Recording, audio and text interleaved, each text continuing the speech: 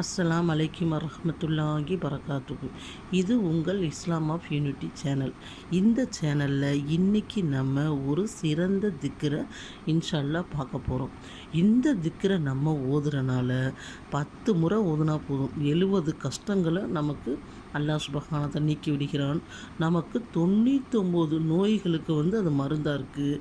மேலும் அது சொர்க்கத்தோட பொக்கிஷமாக இருக்கும் என்று அல்லாஹ்வுடைய தூதர் நபிகள் நாயகம் ஸல்லல்லாஹு அலைஹி வஸல்லம் அவர்கள் கூறினார்கள். பொதுவாகவே பார்த்திங்கன்னா அல்லாஹ்வுடைய தூதர் நபிகள் நாயகம் ஸல்லல்லாஹு அலைஹி வஸல்லம் அவர்கள் நிறைய துவாக்களையும் நிறைய திக்ருகளையும் நமக்கு சொல்லி கொடுத்துருக்காங்க.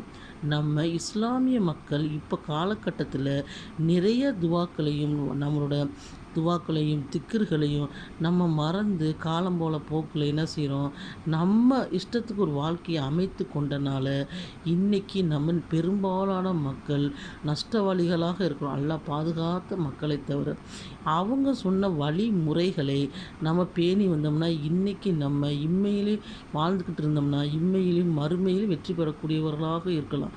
அதாவது சஹாபாக்கள் மாதிரி அவர்கள் எப்படி இருந்தாங்கன்னு கேட்டிங்கன்னா, அல்லாஹ்வோட தூதர் நபியாகிறதுக்கு முன்னுக்கு எவ்வளவு ஒரு மோசமான மனிதர்களாக இருந்தாருன்னா அல்லாஹ் ஒருவனே அறிவான்.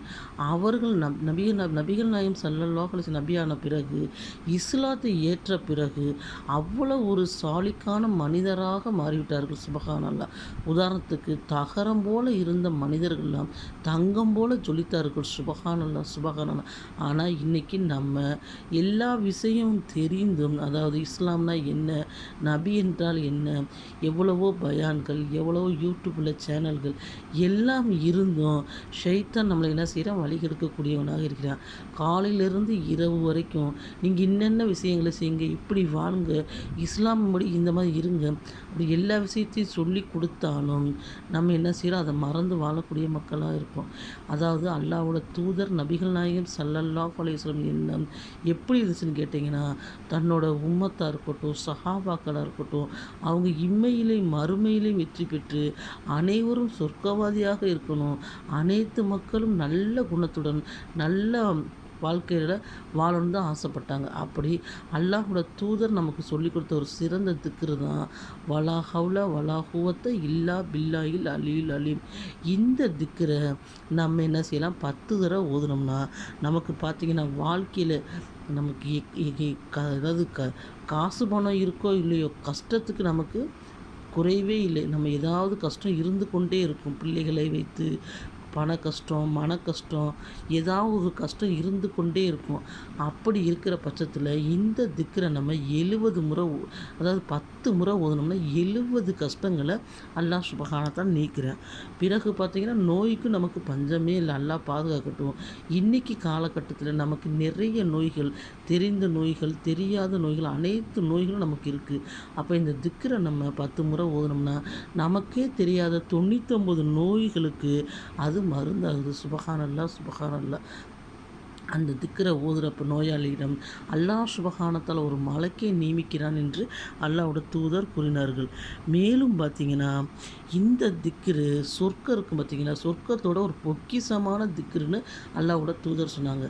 அப்போ இந்த திக்ரை 10 முறை ஓதுறதுக்கு நமக்கு எவ்வளோ மிகவும் எளிமையானது, மிகவும் சுலபமானது. இந்த திக்ரை நம்ம 10 முறை ஓதுவோம் இன்ஷா அல்லாஹ். நம்பிக்கையுடன் எந்த ஒரு விஷயத்தை செஞ்சாலும் நம்பிக்கையோட ஃபஸ்ட்டு செய்யணும், இக்லாஸோட செய்யணும்.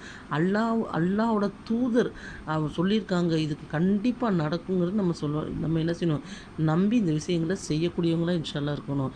ஏன்னு கேட்டிங்கன்னா நபிமார்களுக்கும் சஹாபாக்களுக்கும் கொடுக்கப்பட்ட அதே தொழுகை, அதே துவாக்கள், அதே திக்ரு தான் நமக்கு கொடுக்கப்பட்டிருக்கு தவிர அவர்கள் நபிமார்கள் சஹாபாக்கள் என்று அவருக்கு பிரைவேட்டாக தனியாக ஒரு திக்ரையும் தனியாக ஒரு துவாவையும் நமக்கு தனியாக ஒரு துவா திக்ரும் இல்லை.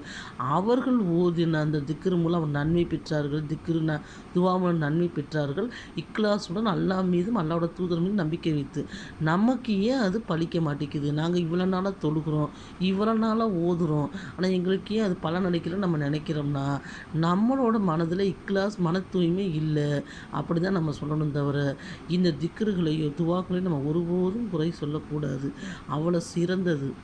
அதனால் இந்த திக்ரை இக்லாஸுடன் மன தூய்மையுடனும் அல்லாஹ் மீது நம்பிக்கை வைத்து ஓதி இந்த நன்மைகளை பெறக்கூடிய பாக்கியத்தை நம்ம அனைவருக்கும் அல்லாஹ் சுப்ஹானஹு வ தஆலா வழங்கிடுவானாக என்று அதிகமாக துஆ செய்து கொள்கின்றேன். ஆமீன் ஆமீன் யா ரப்பல் ஆலமீன். அஸ்ஸலாமு அலைக்கும் வரஹ்மத்துல்லாஹி வபரகாத்துஹு.